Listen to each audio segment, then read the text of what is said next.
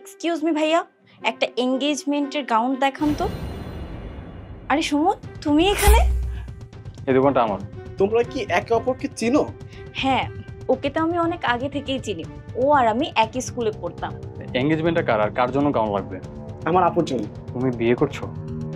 হ্যাঁ, সামনের মাসেই আমার বিয়ে। ঠিক আছে, দেখাচ্ছি।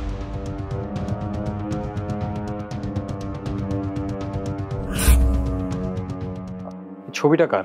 এই ছবিটা? এটা তো আমার হবু জামাইয়ের। আচ্ছা, আমি কি ছবিটা একটু দেখতে পারি? হ্যাঁ, দেখো।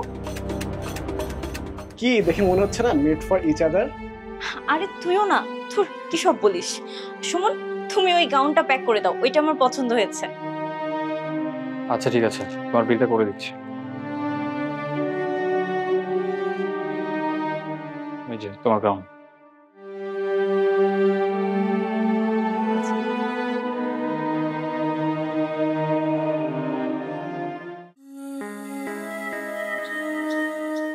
আচ্ছা, আর কি কি নেওয়া যায়? তোমার যা যা পছন্দ হয় তুমি সেটা নিয়ে নাও। তাহলে এক কাজ করি, একটা স্কার্ট নিয়ে নিই। ভাই, ওকে একটা স্কার্ট দেখান তো। বিয়ের পর কি তুমি আমাকে ভুলে যাবে? আরে তুমি এটা কি বলছো? না, এমন তো হতে পারে বিয়ের পর বউকে পেয়ে তুমি আমাকে ভুলেই যাও। দেখো, আমার এই বিয়েটা হচ্ছে ফ্যামিলির কারণে। তাছাড়া আমি চাই না যে আমার ফ্যামিলি কোনো কারণে মন খারাপ করুক।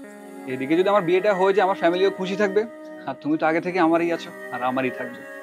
That's my point. আচ্ছা শোনো,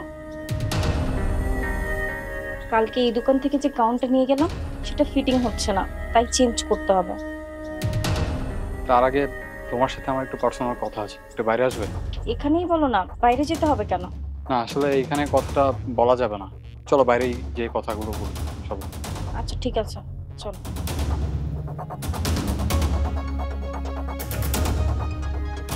হ্যাঁ বলো, কি বলবো?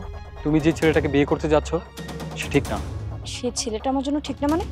তুমি কি আমার বিয়ের বিষয়টা হজম করতে পারছো না? দেখো, তুমি আমাকে যেমন ভাবতেছো আগের মতো নাই আমি। দেখো সুমন, আমি তোমাকে আগেও পছন্দ করতাম না আর এখনো পছন্দ করি না।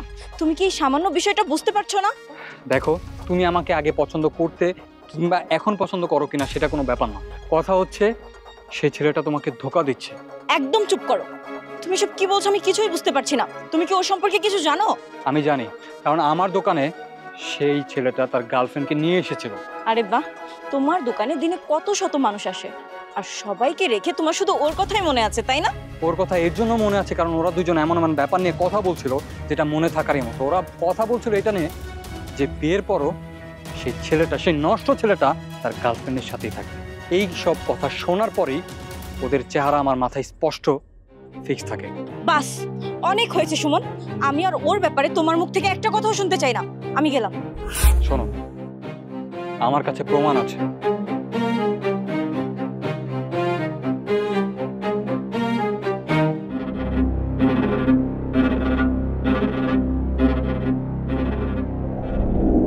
আমি মানি যে একটা সময় আমি তোমার পেছনে অনেক ঘুরেছি, তোমাকে ভালোবাসতাম বলে, কিংবা আমিও অনেক ভুল করেছি সেটাও আমি মানি।